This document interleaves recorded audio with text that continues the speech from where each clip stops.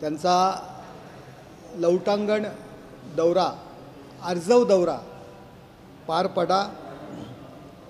मला मुख्यमंत्री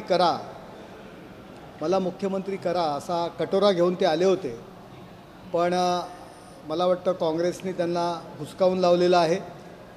दिल्लीत त्यांना कुणीही भाव दिला नाही। घालील लोटांगण असा संजय राऊत यांनी केलेला हा दौरा होता। संजय राऊत यांनी स्वतःचं राजकीय महत्त्व वाढवण्याकरता आणि उद्धव ठाकरे यांना मी नाचवू शकतो,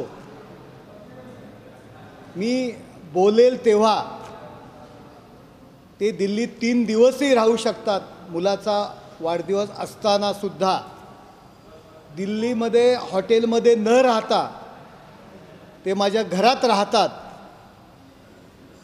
आणि स्वतःचं राजकीय वजन वाढवण्याकरता हा दौरा कदाचित त्यांनी अरेंज केला असावा। आणि राजकीय फायदा तर त्यांना काही झाला नाही, परंतु ह्या निवडणुका आहेत आणि निवडणुकीमध्ये फंडाची गरज असते आणि कदाचित हा फंड गोळा करण्याकरता हा दौरा झालेला आहे असं मला वाटतं। दक्षिण आफ्रिकेतील अब्जावधीचा रँड घोटाळा करणारे गुप्ता बंधू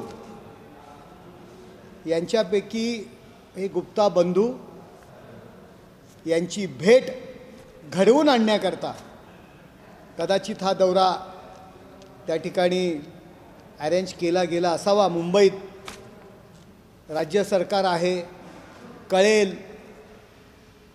की कोण येऊन भेटलं की ज्याने करोडो रुपयाचा भ्रष्टाचार केलेला आहे असे गुप्ता बंधू। नुकतीच जुलैमध्ये त्यांच्या काही लोकांची जामिनावर सुटका झालेली आहे आणि 7 तारखेला दुपारीच्या सुमारास या गुप्ता बंधूंची संजय राऊत यांनी भेट घडवून आणलेली दिसते या दिल्ली या ठिकाणी आणि कदाचित त्याच्यासाठीच या दौऱ्याचं अरेंज केला गेला असावा, हा नियोजित दौरा असावा। शरद पवार साहेबांनी लिहून ठेवले की उद्धव ठाकरे यांना राजकारणातील काही कळत नाही असं त्यांनी लिहून ठेवले त्यांच्या आत्मचरित्रामध्ये। आणि संजय राऊत यांचा हा प्लॅन असावा की आपल्या राष्ट्रवादीतील मित्राला किंवा मित्राच्या आप्तस्वकीयांना मुख्यमंत्री करण्याकरता उद्धव ठाकरे आणि पूर्ण फॅमिलीला अडकवायचं आणि आपल्या मित्राचा किंवा स्वतःचा रस्ता मोकळा करायचा, याकरता ह्या सगळं दौऱ्याचं नियोजन केलं असेल।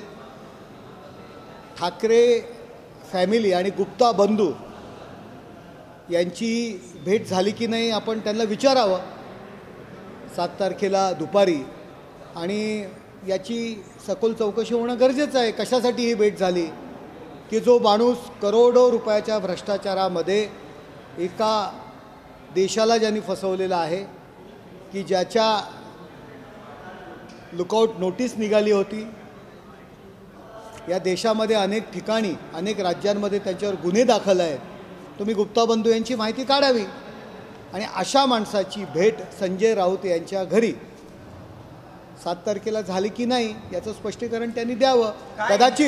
कदाचित त्यांच्या घरातले CCTV बंद केले असतील, रोडवरचे CCTV पाहावे किंवा गुप्ता बंधूंचे फोन तपासावे आणि त्यातून ह्या गोष्टी कळतील की नक्की इलेक्शन फंड आणि या सगळ्या गोष्टींकरता या सगळ्या हा नियोजन होतं का, याची मी जाहीरपणे त्यांना आव्हान करतोय की अशा पद्धतीकरता ह्या दौऱ्याचं नियोजन होतं का हे त्यांनी खुलासा याचा करावा।